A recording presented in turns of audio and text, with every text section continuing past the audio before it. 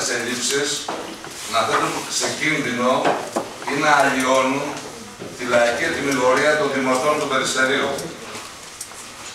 Στην περίπτωση της απόφασης για την εκλογή της κυρίας Τσαμούλη, η κυβέρνηση μας παρέθεσε δεκάδες άλλες περιπτώσεις. Υπάρχει τέτοια περίπτωση σαν της κυρίας Αντωνίας Αθανασοπούλου στην Ελλάδα? Δεν νομίζω. Χαιρετίζουμε επίσης την οριστική και αμετάκλητη εκλογή της κυρίας Τσαμούλη στη θέση της γραμματέως. Για την κυρία Τσαμούλη, που είναι μόλις 25 ετών και αποτελεί εκπρόσωπο μιας νέας γενιάς που συνειδητά και ίσως δικαιολογημένα πολλές φορές δεν συμμετέχουν, απέχουν από τις διαδικασίες, ήταν άδικο να ακούει συναδέλφους να την κατηγορούν πως εκτέθηκε, διότι αποδέχτηκε και συμμετείχε σε μια τιμητική πρόταση που της έγινε από την παράταξή μας και μάλιστα ψηφίστηκε από τα μέλη της διοίκησης.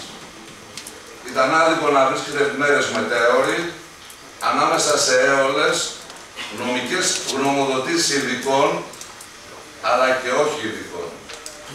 Η εκλογή της κυρία Τσαμούλη, η ανάκτηση της έκπτωσης της κυρίας Αντωνίας Αθανασοπούλου είναι δύο περιπτώσεις στις οποίες πρέπει να πούμε ότι τελικά η δημοκρατία νίκησε.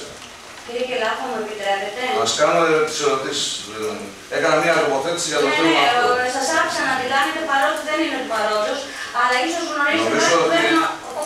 κανένα πρόβλημα. Θα είμαι μέσα στο χρόνο. Γνωρίζετε